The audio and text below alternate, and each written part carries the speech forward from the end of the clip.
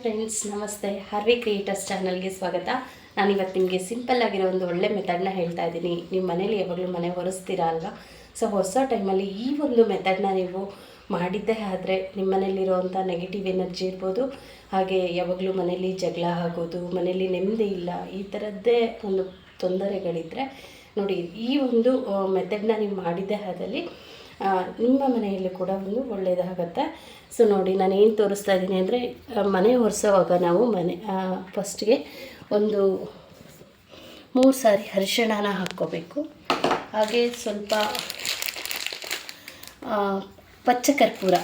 ಪಚ್ಚಕರ್ಪೂರ almost ಅಲ್ಲಿಗೆ ಅಂಗಡಿಲಿ ಸಿಗುತ್ತೆ. ಪಚ್ಚಕರ್ಪೂರ ಕೂಡ ಹಾಕ್ಕೋಬೇಕು.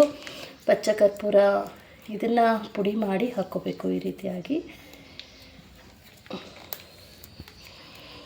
ಹಾಗೆ ನಾವು ಗೋಮೂತ್ರನ ಯೂಸ್ ಮಾಡ್ತಾ ಇದ್ದೀವಿ. ನೋಡಿ, ಗೋಮೂತ್ರ ಇಟ್ಕೊಂಡಿದ್ದೀವಿ. ಗೋಮೂತ್ರನೂ ಕೂಡ ಯೂಸ್ ಮಾಡಬೇಕು.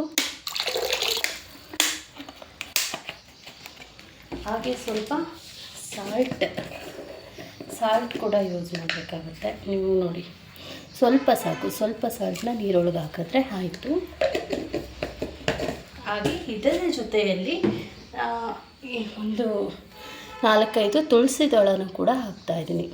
ಸೊ ಇಷ್ಟು ಹಾಕ್ಕೊಂಡು ನಾವು ಮನೆಯನ್ನು ಒರೆಸೋದ್ರಿಂದ ಮನೆಯಲ್ಲಿರುವಂಥ ನೆಗೆಟಿವ್ ಎನರ್ಜಿ ಎಲ್ಲ ತುಂಬ ನಾರ್ಮಲ್ ಆಗುತ್ತೆ.